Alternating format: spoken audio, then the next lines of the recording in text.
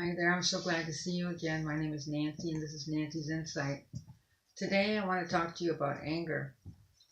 Anger is really hurt, frustration, and fear. There's nothing wrong with anger, it's an emotion. It's just how do you handle it? For example, some people suppress it, they don't really reveal their anger, they're afraid to reveal it. Some people have passive aggressive anger where they'll say, I'll get you, I'll get you back, but secretly. And other people have open aggression, which is explosive, and it's a hurtful anger. It says, I don't matter, the other person doesn't matter. Um, Actually, it's not that they don't matter, the other person doesn't matter. Um, it's a hurtful type of, and a selfish type of anger. The other one is assertive anger, where I actually talk to you and let out my feelings by expressing them through verbally, using the I words and being gentle about it. Um, and another way is dropping anger because we realize that we can't really control circumstances or other people. So anger is an okay emotion as long as you handle it okay. It can be dangerous and has been dangerous. And if you ever write down the word uh, anger or the word dangerous, there's the word anger in it. So uh, it can be a dangerous emotion. Um, a lot of the reasons why we feel anger is because more reasons are we feel controlled or disconnected or fearful, rejected, unaccepted, resentful, and sometimes we're too much of a perfectionism. But a lot of anger starts in our childhood. A lot of times comes from our parents. Maybe we feel like they've been irritable with us, or they blow off steam, or they're annoyed with us, or um, they have a temper, and we've been hurt. We've been hurt with our brothers and sisters in some type of injustice. Something's been unfair. So we have a lot of hurt and frustration and fear. Fear that maybe when we had to go to bed by ourselves, we were afraid and nobody really comforted us. And we have a lot of hurtful things that we suppress anger. So a lot of anger, it starts in childhood, so it just builds up kind of. You have a lot of hurtful things that happen over and over again in your developmental years, your teenage years, and your young adult years. And so sometimes when it's so suppressed, it can topple because and you can have an overspillage of it when something small goes wrong, um, and you can take it out on somebody because that becomes when it becomes explosive anger.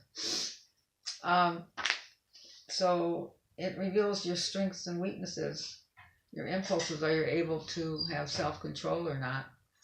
And we were taught to suppress it because in childhood, when children have anger, parents mistake it for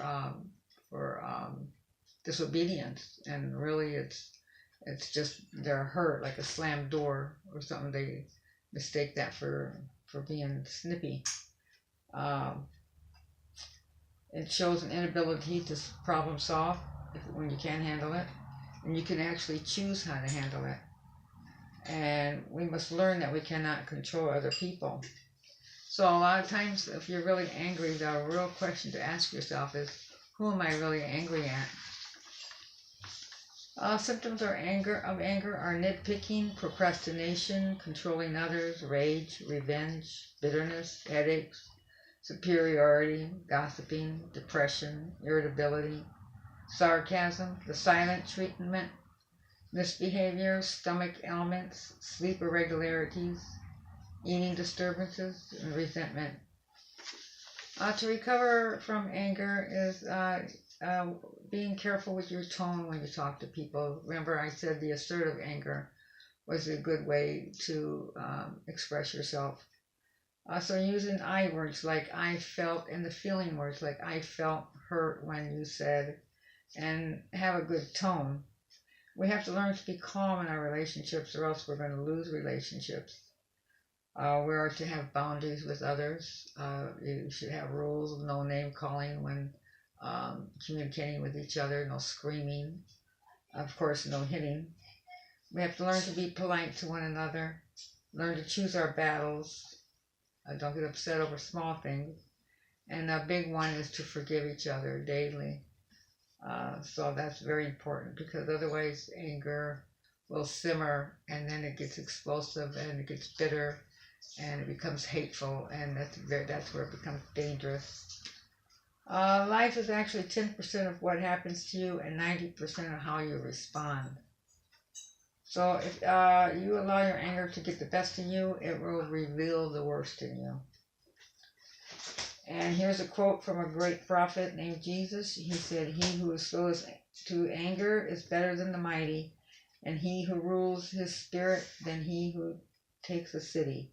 That's in Proverbs 16:32. And I just want to add that God loves you, and you know what? I love you.